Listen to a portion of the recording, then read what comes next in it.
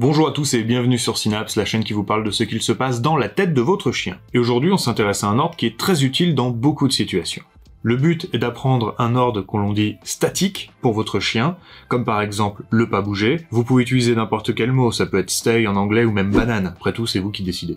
Et surtout, je vais vous présenter 3 formes, ou disons 3 axes de travail différents qui vous permettront d'augmenter significativement le pas bouger de votre chien. Ici aussi, nous allons utiliser la méthode gérée, et ceci pour les 3 axes qui seront la durée, la distance et la distraction. Commençons par générer le comportement. Pour générer ce pas bouger, je vous propose de suivre ces 5 étapes. 1. Motiver le chien en lui présentant quelque chose qu'il aime. 2. Demander un assis, puis pas bouger. 3. Attendre de 1 à 3 secondes selon le niveau du chien et le récompenser. 4. Changer de place et recommencer 10 fois de suite par jour. 5. Augmenter le temps progressivement, par exemple 3 secondes le premier jour, 4 secondes le second, etc. etc.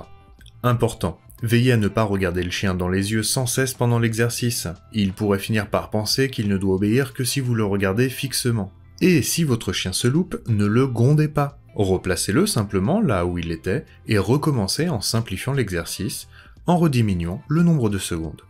Une fois que votre chien tient bien 10 fois 10 secondes, on enlève les gestes parasites. Personnellement, j'utilise dès le début un geste qui sera celui de mon ordre final. Je place ma main bien ouverte face au chien. Mais vous pouvez tout à fait vous faire obéir à la voix en retirant progressivement la main pour supprimer complètement le geste. Ce sera même nécessaire si vous souhaitez monter assez haut le niveau de votre chien sur le pas bouger. Afin de généraliser l'apprentissage, on va travailler dans 5 lieux différents. Vous allez reprendre votre exercice dès le début, avec 3 ou 4 secondes, en changeant chaque jour d'endroit. Commencez par des lieux sans trop de distraction d'abord. Puis, augmentez le temps progressivement, comme vous l'avez fait à la maison.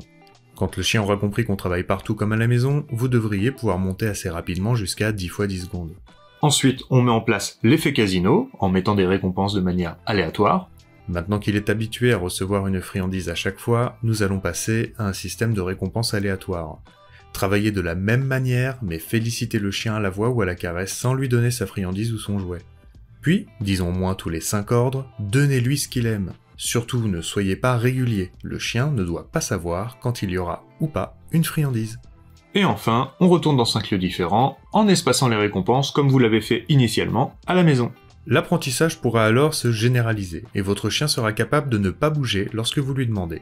Mais cela ne fonctionnera que lorsque vous restez près de lui. Si vous vous éloignez, le chien risque de vous suivre pour continuer l'exercice, comme il l'a si parfaitement appris, c'est-à-dire faire un pas bouger près de vous. Vous avez validé la durée, il faut maintenant valider la distance. Là encore, on utilise la méthode gérée, voici comment générer la distance dans le pas bouger. Le meilleur conseil que je peux vous donner, c'est d'y aller vraiment doucement. Je vais même tricher un peu au début en laissant par exemple ma main devant le chien, alors que je recule et rapproche rapidement, mais sans être brusque, le reste de mon corps. Quand je vois que le chien ne risque plus trop de bouger, je recule d'un vrai pas. Puis je reviens. Ensuite seulement, je récompense.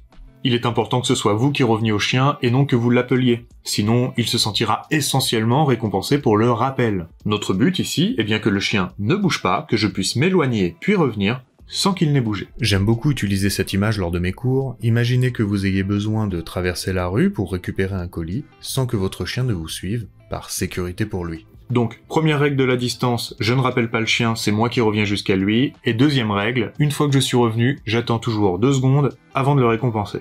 Ces 2 petites secondes permettront d'éviter que le chien ne se lève à terme pour venir chercher la récompense lorsque vous rapprochez de lui. Continuez l'exercice jusqu'à pouvoir faire 10 pas de distance. Restez toujours face au chien, sans disparaître de son champ de vision ou faire autre chose. On garde tout ça pour la distraction. On doit d'abord s'assurer de finaliser l'apprentissage de la distance, selon la méthode gérée.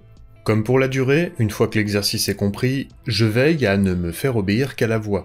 Je travaille dans 5 lieux différents minimum, je mets en place la récompense aléatoire, puis garde ce renforcement intermittent lorsque je retourne en extérieur. Vous avez validé la distance, il faut maintenant travailler la distraction, car votre chien est capable de ne pas bouger, même si vous vous éloignez de lui. En revanche, si une meute de chiens qui poursuit une balle remplie de fromage qui fait pouic pouic passe à côté de vous, c'est pas pareil. Pour la distraction, il faut vraiment y aller crescendo. Et là, vous pouvez utiliser tout ce qui vous tombe sous la main pour augmenter progressivement le niveau de performance de votre chien. Il faut commencer par des choses simples, comme par exemple tourner sur soi-même sans s'éloigner, puis le faire à 1 mètre de distance. Si ça fonctionne, continuez de vous éloigner et diversifiez l'exercice. Si ce que vous faites est trop difficile, le chien va se louper.